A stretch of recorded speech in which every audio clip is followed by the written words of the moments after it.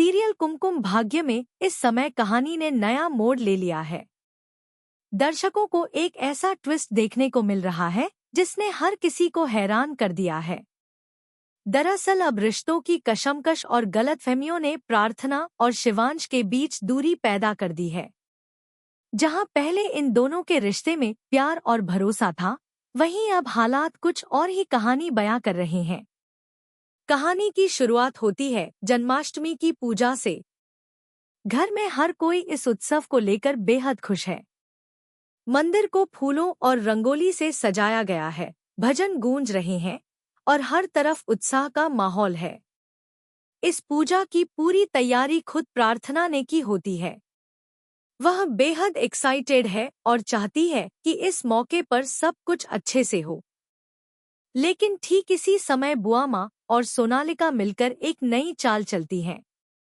दरअसल दोनों ने यह तय कर लिया है कि किसी भी तरह प्रार्थना की मेहनत पर पानी फेरना है। इसी वजह से वे लड्डू गोपाल के पालने का हुक निकाल देती हैं। जैसे ही पूजा के दौरान झूला झुलाया जाता है, पालना अचानक नीचे गिर जाता है। यह देख वहां मौजूद सभी लोग हैरान रह जाते हैं।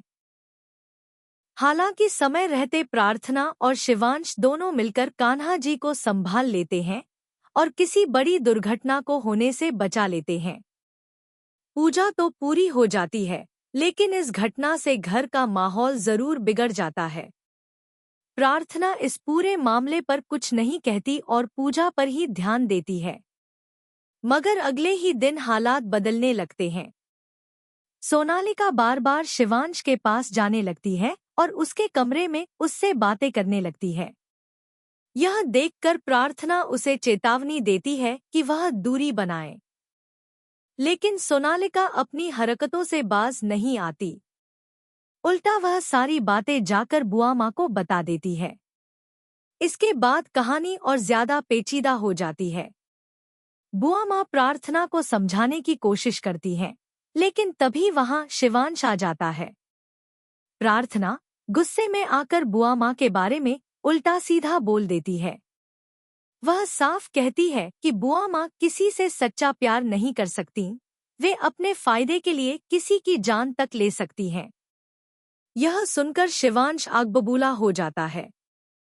गुस्से में शिवांश प्रार्थना पर चिल्ला पड़ता है और कह देता है कि उसे इस घर में रहने का कोई हक नहीं है। यहाँ तक कि वह कह देता है कि प्रार्थना उसकी आधी प्रॉपर्टी लेकर हमेशा के लिए इस घर से चली जाए और दोबारा कभी लौटकर न आए। यह सुनकर प्रार्थना का दिल टूट जाता है। उसे महसूस होता है कि अब यहाँ उसकी कोई जगह नहीं बची है।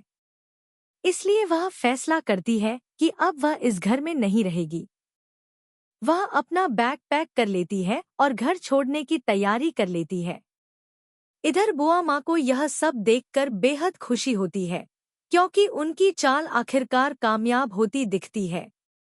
लेकिन दर्शकों के लिए असली सस्पेंस यह है कि क्या सच में प्रार्थना घर छोड़ देगी या फिर यह उसका कोई नया कदम है, जिससे वह बुआ माँ और सोनालिका को एक्सपोज करना चाहती है। कहानी यहीं खत्म नहीं होती। एक तरफ शिवांश की जान खतरे में है, क्योंकि कहा गया है कि अगर 1 महीने के अंदर उसकी शादी सोनालिका से नहीं हुई तो उसका जीवन संकट में पड़ सकता है। वहीं दूसरी तरफ प्रार्थना का घर छोड़ने का फैसला इस कहानी को और भी रोचक बना देता है।